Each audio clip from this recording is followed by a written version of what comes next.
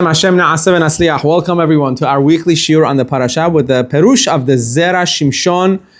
May the zechut be a melitz yosher for Kol Am Yisrael and bring us Yeshuot v'nehamot, release the hostages, give a rufah shelema to Kol Chole Am Yisrael, safeguard our soldiers and bring them home to their families safely. I want to send a special thank you to our sponsors. There are those that have sponsored the shiur anonymously, and I've already have had in mind their request. May HaKadosh Baruch Hu give them kol mish'alot libam letova be'ezrat Hashem. So we're doing Parashat. What Parashat are we on? Okay, we'll do Parashat Yitro because you asked. Parashat Yitro, Derush Yud Aleph, the 11th Derush of the Parsha. Everybody knows what the Zera Shimshon is, right? Everybody already? Yes? You guys all have heard the Zera? All right, good. So we don't need that introduction tonight. Fantastic. Very interesting Midrash that the Zera Shimshon will bring out. There is a Midrash called Midrash Peli'ah. Midrash Peli'ah. Okay, so what are Midrashim? Midrashim are things that Chazal have written. Many of which are the same timing or even before some. Same timing as the Talmud, as the Gemara was written. There's different Midrashim, Midrash Rabbah, and this is called Midrash Peli'ah. Midrash Peli'ah, Pele, in Hebrew basically means a wonder, like a wondrous thing. Midrash Peli'ah has many very wondrous Midrashim in it, things that sometimes you could say like you can't really understand. And a lot of Midrashim are like that. A lot of Midrashim are like not to be taken really quite literally. This Midrash is very interesting that he brings. He says, this is at the time that Moshe Rabbeinu goes to receive the Torah in Shamayim from HaKadosh Baruch Hu. And there's a Midrash Peli'ah that talks about something that happens when Moshe Rabbeinu goes to receive the Torah. Guaranteed, you've never heard of this. Guaranteed. Okay, listen. It says, Midrash mi Sefer Peli'ah. There's a Midrash in Sefer Peli'ah. Kesha'ala Moshe lamarom. When Moshe Rabbeinu went into the heavens to receive the Torah, Metzaul HaKadosh Baruch Hu shaya omer Chava. He found Hashem was calling out Chava. Amar lo. So Moshe Rabbeinu turns to HaKadosh Baruch Hu and says, and asks him, Riboneh de'alma, my Chava. Creator of the universe, master of the universe. What is Chava? What's the meaning of, why are you screaming out Chava, so to speak? Amar lo, HaKadosh Baruch Hu turned to Moshe Rabbeinu and he said, Ki hi hayta em kol chai, because Chava was the mother of all living things, mother of all life. The women are, I'm just going to tell you right now, the women are going to really love this year tonight. This specifically has been dedicated to all hard-working, not working women out there. Don't matter, you're working, you're not working, this year is going to be dedicated to you. Amar lo. So Hashem said, the reason is because Kihi em kol chai, she is the mother of all life. Amar lo, so Moshe Rabbeinu says, Riboneh da'alma imken tikra'ena chaya. If that's who she is, why not call her chaya? Chaya means, it could mean like a life giver, giver of a life or a living, right? So why is she called Chava? She should be Chaya because she's the mother of all Chai. Chayim, she's the mother of all life. And then, so he says, Amar lo, Hashem replies to Moshe Rabbeinu saying, Chava b'mispar katan em kol Chai. Chava happens to be the mispar katan of em kol chai, meaning the numerical value of the word chava. Remember, we discussed a few times in this shiur about gematrias, right? The numerical values of letters, the Hebrew letters. There's something called mispar katan, which technically translated means small number. So there's different ways to do gematriot. There's different ways to calculate the numerical values of the Hebrew letters. Mispar katan, basically, the word mispar katan, the way it works is that it takes into account only numbers without their zeros. So for instance, a 10 turns into a 1. 90 is a 9. 80 is an 8. So when you take the mispar katan of the word Chava, it spells out M kol chai. It's the same numerical value as M kol chai. There's a lot of secrets behind mispar katan. So actually, mispar katan is going to have a significance here as well as to why the gematria had to be the small gematria, not the full gematria. And that is basically the quote from Midrash Pelia. Very peculiar. Like Moshe Rabbeinu goes into the heavens to receive the Torah, and he hears God saying Chava, and he says, "Well, what's Chava?" First of all, you don't know who Chava is. Okay, so why is Moshe Rabbeinu even asking, like, what's Chava? And Hashem answering, because she's the mother of all life. What does that have to do with anything, right? And then Moshe Rabbeinu says, if so, she should be called Chaya. No, you know why she's called Chava? Because the mispar katan of Chava is the same as Em Kol Chai, the mother of all life. Right? Very interesting. So he says, and this is a pele. It's wondrous. It's difficult to understand. Kishmo, just like its name. It's a midrash peli'ah. It's a very wondrous midrash. Why did Hashem need to say the word Chava? Especially, specifically, when Moshe Rabbeinu is going up to receive the Torah, what does Chava need? What does Chava got to do with Moshe Rabbeinu receiving the Torah at this moment? Right? I mean, I know many men have that question in general. What she got to do with anything? All right? But in this sense, like, why at that moment, when we're receiving the Torah, why did Hashem say Chava? Moreover, why is it that Moshe Rabbeinu is asking God, what is Chava? What is your question? You don't know Chava? Right?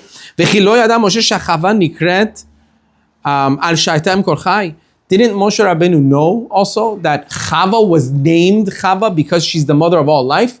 It's in Bereshit, right? When Adam calls his wife Chava, he says, Ki hi hayta em kol chai. He called her Chava because she's the mother of all life. She's the life giver. She's the life source. So we notice this is pure info in the beginning of the Torah. The Torah says explicitly why Adam Arishon called his wife Chava, because she's the mother of all life. So what's this question Moshe Rabbeinu is asking? Why Chava? And now all of a sudden, why don't you call her Chaya? And then Hashem has to answer back, because it's the same numerical value, mispar katan of Chava. What happened here? Okay.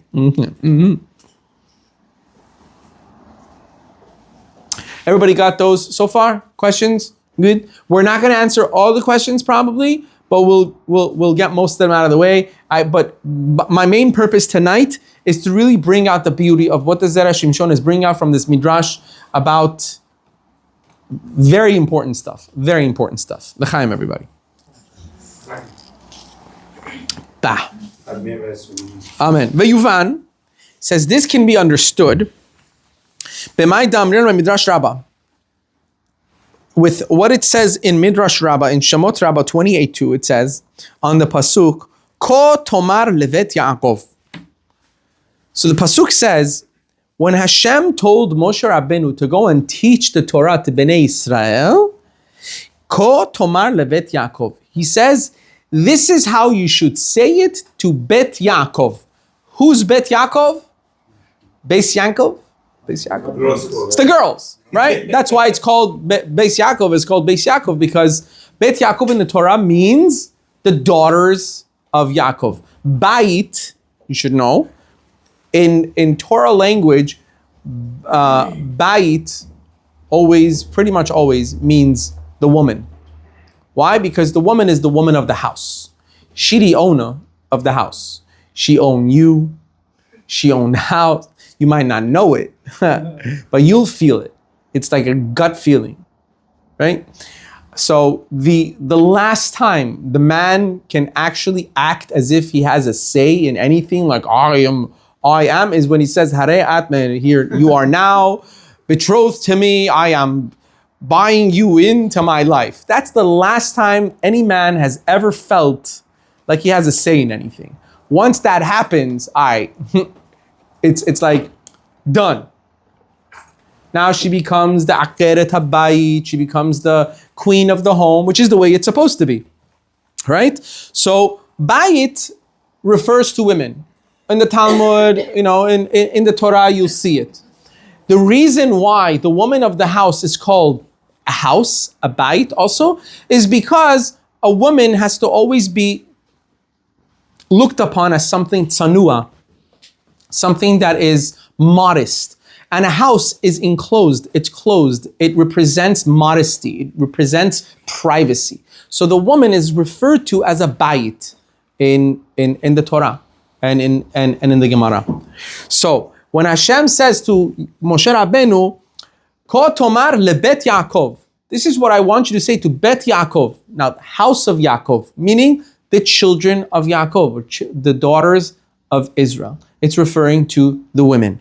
When did this happen? Hashem said to Moshe Rabbeinu, before you teach the Torah to the men, you tell it to the women. You teach the Torah to the women first. In that pasuk, Hashem is ordering Moshe Rabbeinu to begin the teaching course, the Torah course, with the women first, not the men. Surprisingly, it was first the women and then the men. Elu hanashim. Velama lanashim techila. Why is it that Hashem asked Moshe Rabbeinu to teach the Torah to the women first and not the men? After all, men are the best. We all know it, right? At least all the men know it. I'm kidding. It's funny because people that are listening to my voice and don't see my expressions in videos or in person probably think I'm being very serious. It's sarcasm there. So why was it? Why did Hashem order Moshe Rabbeinu to give it to the women first and not the men? After all, the men have the obligation of Torah. Are women really obligated in all the mitzvot of the Torah? No, they're not. Plain and simple. Most of the mitzvot of the Torah, women are not obligated in. It is the way it is, right? So you would think that the fact that men have all the obligations of the Torah, they should receive the Torah first. They should learn the Torah first from Moshe Rabbeinu, and then the women. But it's not like that. It's the opposite. So he's asking, why? So he answers, Kedei sheyu megadelot benehem la Torah. Why? Because the woman is the one who will be responsible to teach Torah to her children. This is so incredibly important. The Torah of the home revolves around the woman of the house. The father is the teacher of Torah, don't get me wrong. He's responsible to pay the tuition. He's responsible to learn Gemara with the child.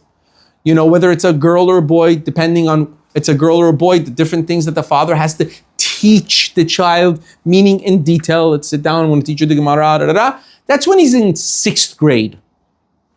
Okay? From birth, I'll scratch that. From before birth, when the baby's in the womb of the mother, until 4th, 5th grade, who's really the teacher of the child when it comes to spirituality and Torah and ruchniyut, to be a good person and really give the essence of Torah to the child? It's the mother. The father's at work, right? Child wakes up in the morning, father's already in, hopefully, Bezrat Hashem, the father's already in shacharit, right? The mother's the one who's, okay, let me give you food, and then what do we do first? Al netilat yadayim, yay, let me dry your hands. What do we do first? Torah, siva, lanu. Papa ain't home right now. It's only mommy that's doing all that stuff. And then at night also, most of the time, fathers are not home during bedtime, right? 6 or 7 o'clock at night, many fathers, maybe hopefully they have a shiur that they're going to, they have mincha and arvit they have to do, or their job. If they're working, a lot of fathers work late. So who's putting little baby to bed at night? Mommy. Who's saying Shema with the baby at night? Mommy. Who's doing Torah Tzivanana with the baby at night? Mommy. Who's doing Aleph Bet before he goes or she goes to school? Ima. It's all the mother. Meaning the foundation of Torah and mitzvot is the mother. She's the one who starts them off. And it doesn't end there, by the way. Any good, Baruch Hashem, all are Jewish mothers. They're the ones that are more nervous and more worried about these things than the father. Father's usually more relaxed at the table. Let's say you're sitting at a table, right? You're eating. All right, so let's say your son or your daughter makes a bracha. Right? So father's like, all right, you'll get there. Try to make your brachot louder next time, okay? The mother's like, what are you doing? Did you see that? That was a bracha? The cup hit your mouth louder than the bracha came out of your mouth. Make a bracha. It's like, she gets so into it. Like, you're making Birkat Hamazon, like, nicely. Say you're praying to, because to her, it's like, you're praying to Hashem. Hashem is gifting you with food. Father's like, okay, Birkat Hamazon, have kavana. Of course, he understands it, but fathers are more technical. Right? Mothers understand the essence of what it means to worship HaKadosh Baruch Hu. Right? They're the ones that really infuse the child with the love of Torah and mitzvot. The father comes in later to teach. Let me teach you. Let's get cracking, Or if he's not learned enough to teach, he's the one who gets the tutors, who pays the tuitions for Jewish school. Right? He's the one who has to go really work very, very hard. It's not easy to work hard so that the child could get the best Jewish education there is. Right? But the mother is the one who's responsible to really infuse the love for it, to enjoy it. Because when a child sees the mother lighting the Shabbat candles before Shabbat comes in, many women, they're davening, their eyes are closed, tears are coming down. That is the greatest Torah lesson in the world. It'll take a father a year to infuse a child with enough spirituality that a child can get from one time of watching his or her mother light Shabbat candles. No doubt. This is a fact. It's a fact. We'll get to it. So he says, so why did Hashem tell Moshe Rabbeinu first? But Taget Levet Yaakov, tell Bet Yaakov, meaning go teach the Torah to Bet Yaakov before the men, because they're the ones with that responsibility. He says, Uvehedya, we see in Sanhedrin, in the second chapter of Sanhedrin, we see that this is beautiful. In the story of Merav,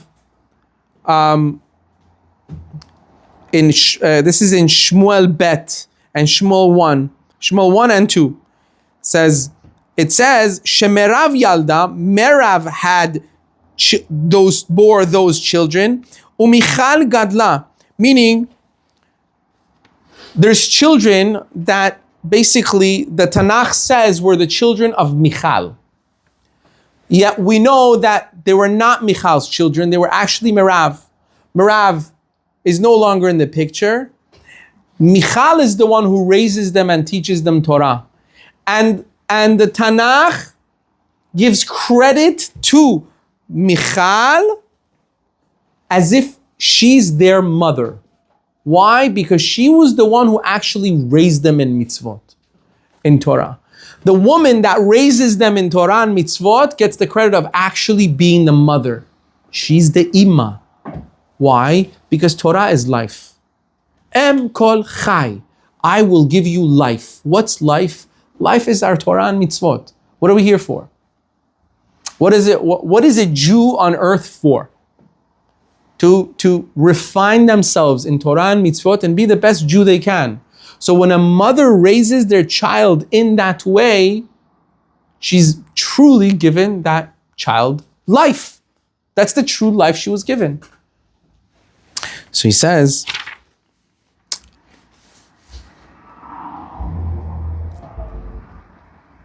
Amar lo, so Moshe asked Hashem, Ribono shel olam.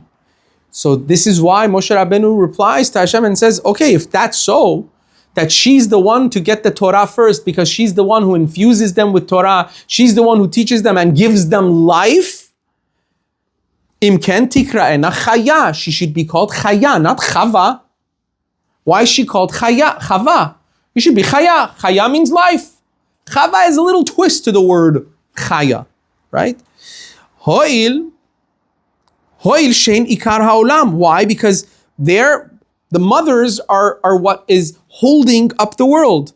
Tikrana chaya leshon chayim. So she should be called chaya because that's the language of life. Amar lo. So Hashem replies to Moshe Rabbeinu and says, Chava b'mispar katan em kol chay. Why? The small numerical value of Chava is the same as the small numerical value of em kol chay, mother of all life. She'ena ra'uya legadal habanim ela kishem ktanim. Beautiful. That's why. Because the mother only has that opportunity and only has that real power in the beginning when they're still little. So Hashem was hinting to Moshe Rabbeinu, it's Chava because it's a mispar katan. When the children are small is when she really has the most effect on them. When they're older, the father comes in. That's his job. Hopefully, the father will come in. The mother, of course, still has an effect on the child in a spiritual way. Ruchniut, when a child sees the mother, there's nothing more powerful than when a son or a daughter sees their mother saying Tehillim. I really believe in this. I really believe in this.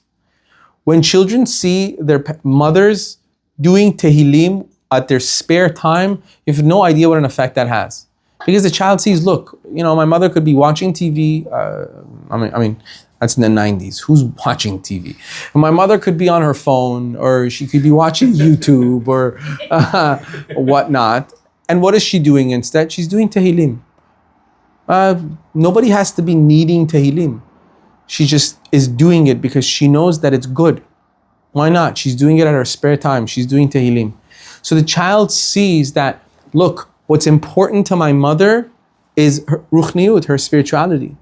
She's doing something so unbelievable in her spare time when she could be doing other things for herself, right? That doesn't mean that women shouldn't do other things. Go to your, whatever it is you need to do. Take care of yourself. Women go to gym or whatnot. But the rest of the time, she could still be chilling and relaxing. Believe me, we all know, we all have mothers, Baruch Hashem. They have enough on their plate. They work very, very hard. No one's going to blame them. But even when they have that spare time, they're doing something useful for the world. It's unbelievable. It's unbelievable. So Hashem said, the reason why she's called Chava is the mispar katan, because the small numerical value without the zeros is the same numerical value as em kol chai. Why small? Because he was trying to indicate to Moshe Rabbeinu, because moms have that opportunity when the baby's small. I just want to go back to one thing that I said. I said the mother is the teacher of her children before they're even born, when the baby's in the womb. Why?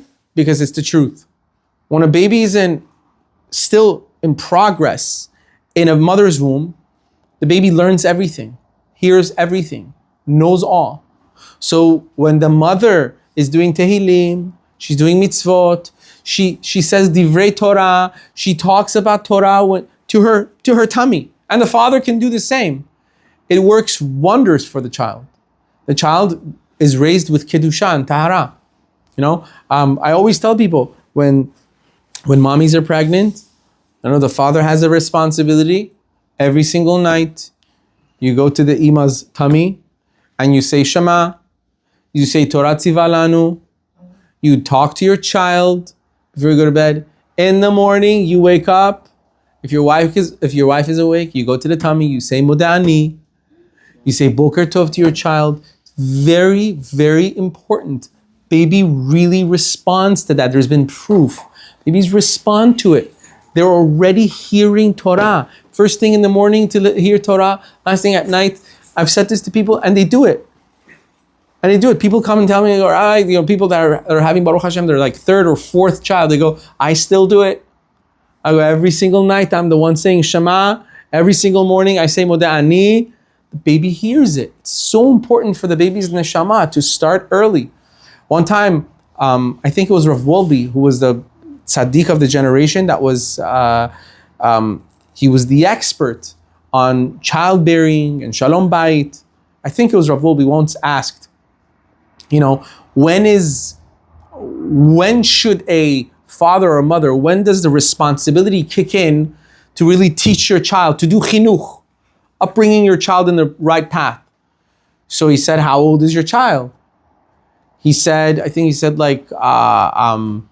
he said 6 months old. He said, well, you're 15 months late.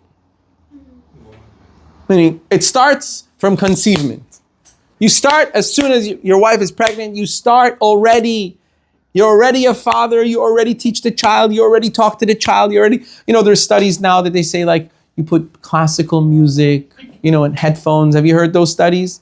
You put headphones, classical music, blah, blah, blah. Okay?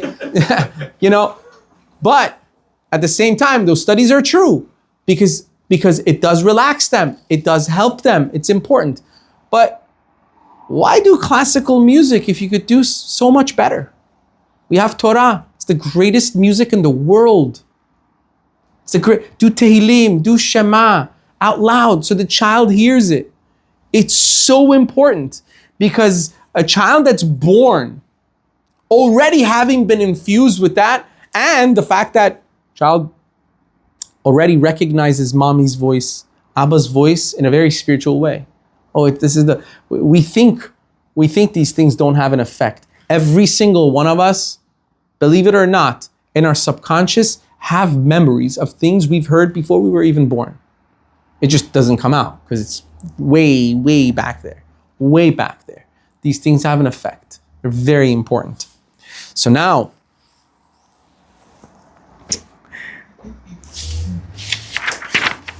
second, I just wanted to share one more thing. As we said, because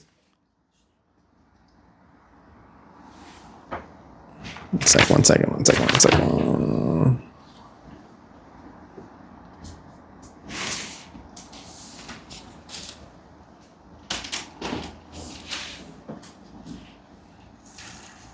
Okay, we're gonna get there. All right, now he says, and this is the reason why a woman is called Em Kol Chai, the mother of all life. It says in the 5th parak in Ketubot, Daf Samech Aleph, page 61. This is also very important. There is halachot that are involved in marriage. Okay, a guy goes and marries a girl. Now, the girl comes from, let's say, for a lack of a better word, she comes from a lower class family than his. Let's say he grew up very wealthy, she grew up not so wealthy.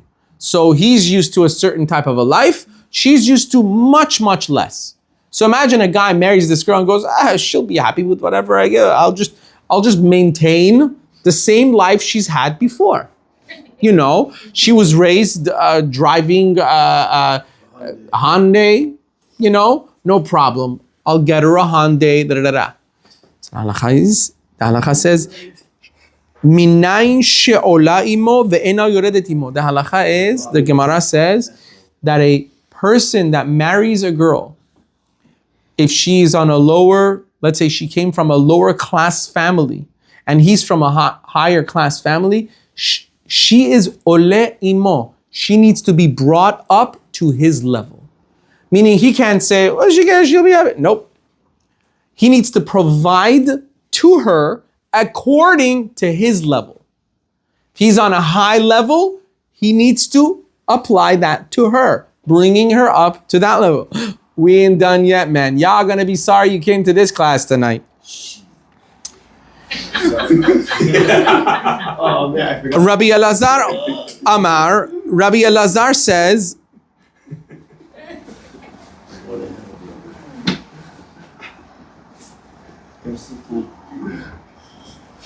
Rabbi Vena Yoredet. Rabbi Elazar says, Ki hayta em kol chai. The reason for this is because she is the mother of all living. Lechayim nitana, meaning Chava was granted as a wife to Adam HaRishon for life, for the sake of life. Meaning she needs to have a good standard of living. Velo letza'ar nitana. But she was not granted to Adam in order to downgrade. You know? It's basically like saying she was given to Adam HaRishon as a favor. Can't downgrade her. So too, if she comes from a certain standard of family that you might not agree with so much, you gotta, if she wants it, you might have to actually provide that. You need to help to make sure that she is comfortable the way she is. That's a responsibility of a man. It's difficult. Most women, 99.9% of women don't expect that from a guy, right? But I hope so. But, however, that's what basically is brought down in the Gemara. Maharsha, the Maharsha says, Isha. Adam first called his wife Isha. The Torah calls her Isha, right? Ish and Isha. He was called man, she was called the woman, Isha. Right? Dichtiv lezot yigare Isha ki me'ish.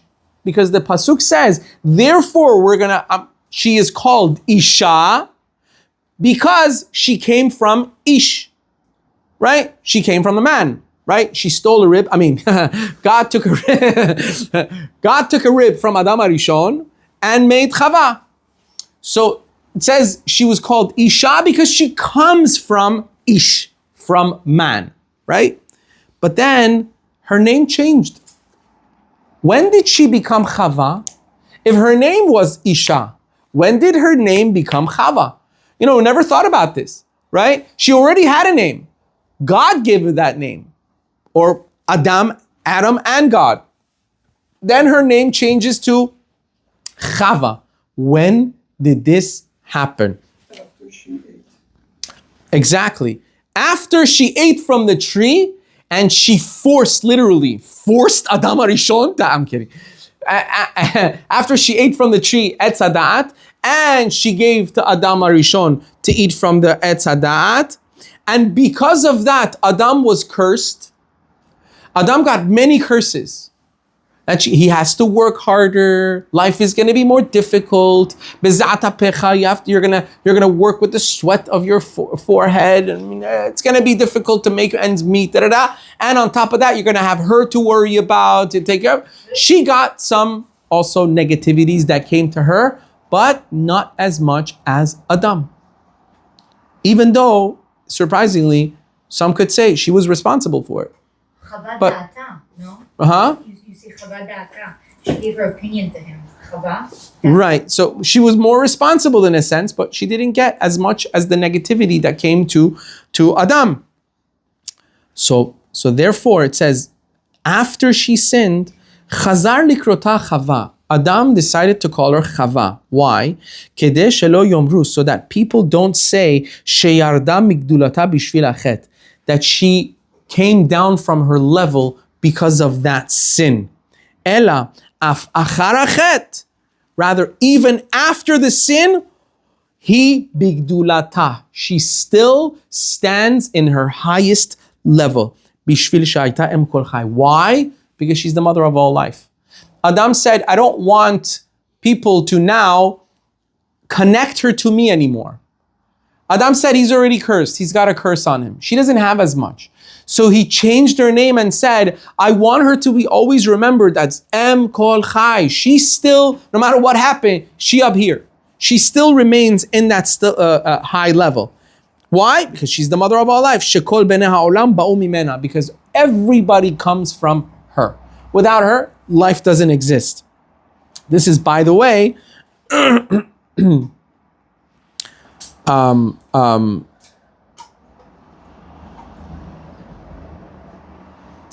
from here, the Gemara learns, by the way, that the level of her living does not become downgraded to go down to her husband's level. Meaning,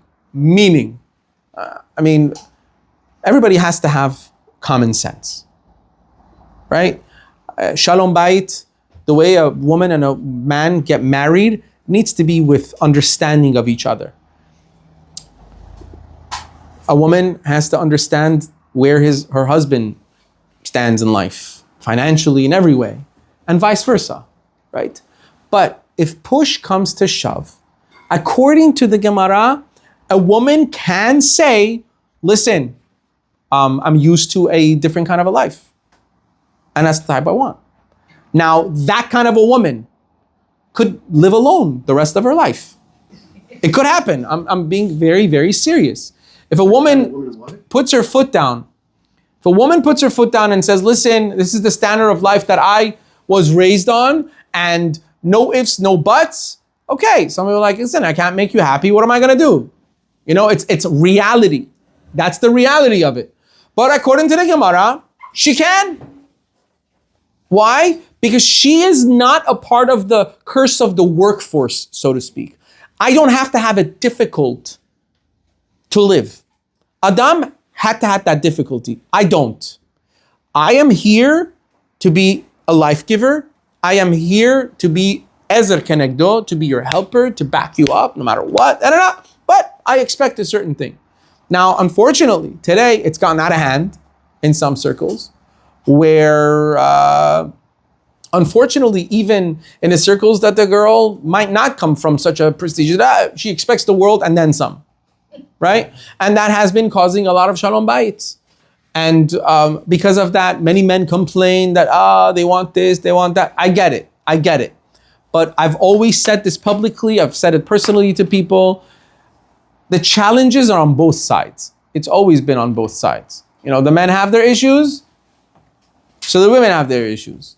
If both agree to certain things, like it was the olden days,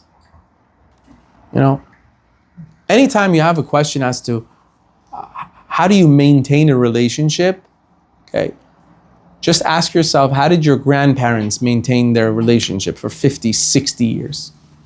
Just think about something that they had that you don't have. You know what our grandparents had that unfortunately we have very little of in our relationships? It's two things. Respect. Humility. Patience and challenges. Our grandparents, great-grandparents, some of our parents, depending on what generation you are, they had real challenges. But they were very patient with each other. For them, it was like, this is it. This is life. Yeah, it's not going to be all smooth and nice and dandy. Yes, he's got issues. Yes, he gets angry. Yes, and he was like, yes, she's got this and she's got that. They made it. Nobody is perfect. They made a decision. He's my husband. She is my wife. They made that decision. No matter what, we're doing this. No matter how hard it gets, we're gonna do it. No ifs, no buts. Very rarely would happen that it was a very bad situation. Yeah, of course, you gotta get out. That's why Torah instituted divorce. It's there for a reason. Lo aleinu. You should never know, but it's there. Right? But they lived through thick and thin. One of the greatest challenges in relationships today is people don't know how to deal with challenges. They just don't want to. It's like, ain't nobody got time for that. That's the attitude. Like, why should I? Oh, he got so mad. I'm not you. Yeah, he's human. So he blew the hoop. Yes, or he became this way or that way. Or is it really something you definitely cannot live with? Well, the world is gonna come. You don't have your issues. You don't have your everybody's got their challenges. We need to learn to be more patient, to be more understanding. We need to learn that life comes with ups and downs. It's not always gonna be dandy and great. There is no perfect relationships. It's not possible. It's not even in the name. Marriage is two opposites. Finding each other, they're from two different worlds. You're a woman, you're emotional, you're spiritual, you're heavenly, you're supposed to be disconnected from this world. A man is physical, logical, very, they're very reality oriented, right? Women are emotional, unicorns. It's just, Careful, Remy. it's just, you know what I'm saying? It's like rainbows and unicorns and popsicles. I don't know why I thought of Skittles. But that's how it is. We're exact opposites. And in Hashem's miraculous decision and wondrous ways, Hashem makes that these two people match. But that match comes with its friction.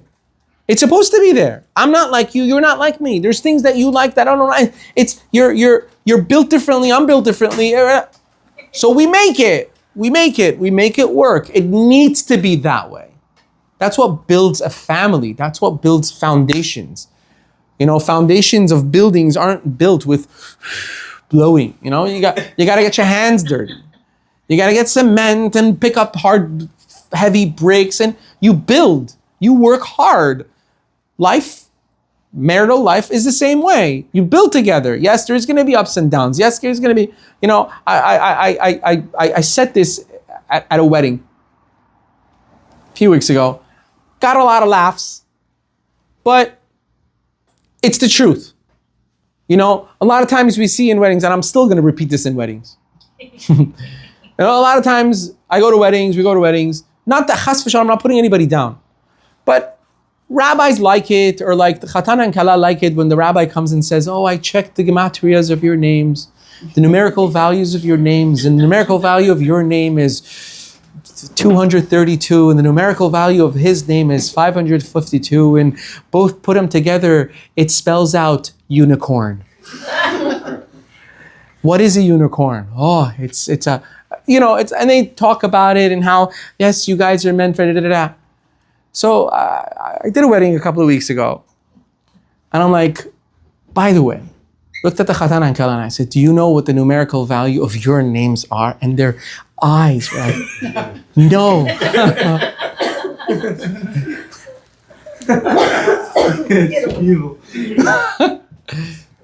And they're like, no. And everyone's like, no. And I'm like, I don't either.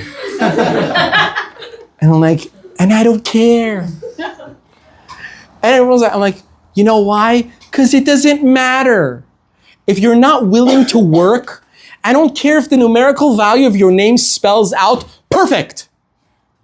Right? If you're not willing to work hard, if you're not willing to understand each other, you're not willing to work with each other, you're not willing to put up with each other, I don't care if the numerical values of your name say God. It ain't gonna work.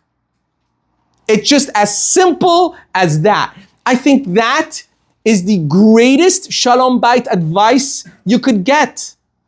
People think marriage is bliss. You're stupid if you think that way. If you're going into, and it's all because of social media and movies, it's like, oh my God, they put it like, they grab a pen from each other or a cup and their hands touch like, next thing you know, they're married and they're living happily ever after. It's not. Be'ezrat Hashem, HaKadosh Baruch Hu should help. All homes should have shalom bayit and be full of Torah and mitzvot, batenem be'Israel. But when does that shalom bayit come? With work. It's not going to just come on its own. It's not. It's simply not happening. People have to work. It's constant. I always, when I'm doing chatan classes for the chatans that are getting married, I always tell them, she is never going to get tired of flowers. 20 years down the line, she's still going to want flowers. But 20 years down the line, it could get tiring. Like, seriously, like, you know I love you already. It's like, dude, we're 50 already. You chichi flowers. You know, next week it's gonna again, then I have to throw it out. You know, it's like, but that's the name of the game. That's the name of the game. You keep working at it. And I'm not saying like if she says, listen, sweetie, please stop bringing flowers. I hate flowers. You know, it makes me sneeze. No, I love you. I'm bringing you flowers. I'm gonna plant flowers in your kitchen. You know, that's a suicide mission. Right? I'm saying if you know that the flowers is an example, you know she likes flowers, 50 years, it's flowers. I mean, other things too, hopefully, right? But I'm saying you need to know that the work doesn't end. You know, whenever I see old people walking together in the street, it gives me such nachat. It's like they did something right. I see on Shabbat sometimes older couples holding hands, going to Beit Knesset. Oh, it's so beautiful. It's so amazing. They did something right. You think they didn't have hardships? You think they didn't have difficulties? You didn't have their up and down? They worked through it. You know, I wish people today would understand what our grandparents, parents went through. Like I think about the things my parents went through. Dude, I don't know how they did it. I don't know how they did it. I don't know, being immigrants in a country they don't speak the language of, leaving businesses, homes, everything behind to come together and then to have their kids be raised in America with a, Daddy, you don't even understand. You know, that's like, touch me, you know, it's like, the guy's like, I moved mountains before you know how to play a Nintendo, right? I was doing real work. You know, it's crazy because the things you think you'll never hear back, Bezrat Hashem, you guys, when you get married very soon, you have your own kids, you'll see, it's the same for everyone.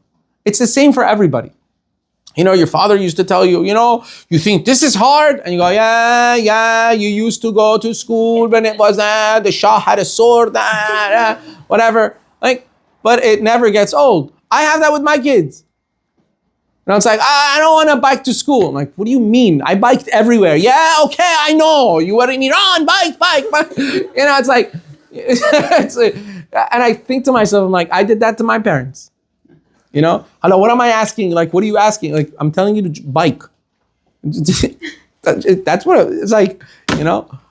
How many bikes did I have growing up? See, as we go on, the generations become more spoiled and more, I deserve more. Right, and so what happens? We as parents have to teach our kids also that it's very, very important to understand that life is not all. Bezrat Hashem, it's going to be amazing, but you got to work hard. Life means you got to work hard. Yes, school is hard. Yes, yeshiva is hard. Yes, seminary is hard. Yes, it's hard. It's difficult. Our parents had those difficulties, and I'm telling you, the success of our parents' relationships, part of it was their difficulties and the way they dealt with it together. They put up with each other. There's no other way of saying it. They put up with each other. We need to learn to put up with each other. That's it. To end off our shiur, I want to say that this is one of the reasons why. Two things. One is that when Adam HaRishon changed Chava's name from Isha to Chava, he did it at the right moment, right? He did it when she sinned. So technically speaking, what happened after Chava sinned? What curse came into the world? Death. Just say it. What? Death. No. Understanding definitely didn't come into the world. There was no death before? There was no death before. There was no people before. They were the first thing. Right, but they were not supposed to die. And when Chava ate from the tree and gave from that tree, death came into the world. So if you really think about it, she shouldn't be called Chava. Chaya? You know, yeah, I mean, she brought death in the world. But so she should be called like, I don't know, something that has to do with death, not life. Right? What does Adam do? He emphasizes on the life. And he says, I'm going to change your name from Isha because I want you to stay in your gadlut, in your gedolah, in your praiseworthy highest level. I'm going to call you Chava. Why? Ki hi hayta em kol chai, because you're the mother of all life. You know what lesson we learn? People make mistakes. Adam said, so she made a mistake. She's going to walk around the world for the rest of her life thinking she brought death into the world. I won't let that happen. I'm going to call her Chava, life. You are life. Don't you ever think of yourself like that.